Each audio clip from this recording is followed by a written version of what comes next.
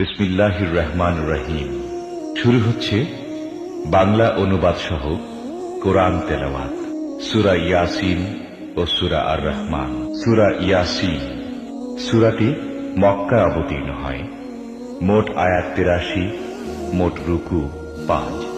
পরম করুণাময় মেহেরবান আল্লাহর নামে। ইয়াসিন, বিজ্ঞানময় কোরআনের কসম, তুমি নিঃসন্দেহে রাসূলদের অন্তর্ভুক্ত, সরল সোজা পথ অবলম্বনকারী। এবং এ কোরআন প্রবল পরাক্রমশালী ও করুণাময় সত্তার পক্ষ থেকে নাজিলকৃত, যাতে তুমি সতর্ক করে দাও এমন এক জাতিকে যার বাপ দাদাকে সতর্ক করা হয়নি এবং এ কারণে তারা গাফলতিতে ডুবে আছে।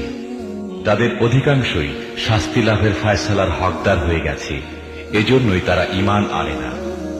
আমি তাদের গলায় বেড়ি পরিয়ে দিয়েছি, যাতে তাদের চিবুক পর্যন্ত জড়িয়ে গেছে, তাই তারা মাথা উঠিয়ে দাঁড়িয়ে আছে। আমি তাদের সামনে একটি দেয়াল এবং পেছনে একটি দেয়াল দাঁড় করিয়ে দিয়েছি। আমি তাদেরকে ঢেকে দিয়েছি, এখন তারা কিছুই দেখতে পায় না। তুমি তাদেরকে সতর্ক করো বা না করো, তাদের জন্য সমান, তারা মানবে না। তুমি তো তাকেই সতর্ক করতে পারো যে উপদেশ মেনে চলে এবং না দেখে দয়াময় আল্লাহকে ভয় করে। তাকে মাগফিরাত ও মর্যাদাপূর্ণ প্রতিদানের সুসংবাদ দাও।